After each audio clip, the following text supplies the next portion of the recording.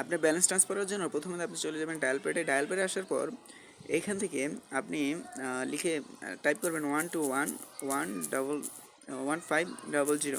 যার পর আপনার হ্যাশট্যাগ দিবেন। এই নাম্বারটা কিন্তু অলরেডি নোট করে রাখবেন।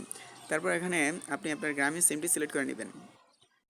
সিলেক্ট করার পর এইখানে দেখুন, এখানে দেখা যাচ্ছে রেজিস্ট্রেশনে অলরেডি আমার রেজিস্ট্রেশন করা আছে, তাই আপনি রেজিস্ট্রেশন করার জন্য প্রথমে ওয়ানে ক্লিক করবেন। ক্লিক করার পর সেন্ডে যখন আপনি ক্লিক করবেন দেখবেন আপনার একটি পিন নাম্বার চলে আসবে। ওই পিন নাম্বারটা কিন্তু অবশ্যই মনে রাখবেন। আপনি ব্যালেন্স ট্রান্সফার দেখাচ্ছে, এখানে ট্রান্সফার করার জন্য ক্লিক করবেন। দুয়ে ক্লিক করার পর আপনার যে গ্রামীণ নাম্বারটি রয়েছে সেটা আপনি টাইপ করবেন 7512758। এখানে আমার গ্রামীণ নাম্বারটি আমি টাইপ করে দিচ্ছি। টাইপ করার পর এখানে আপনি সেন্ড অপশনটির উপর ক্লিক করবেন। ক্লিক করার পর আপনার অ্যামাউন্টটি আপনি দিয়ে দেবেন। যেমন আমি 10 টাকা সেন্ড করছি।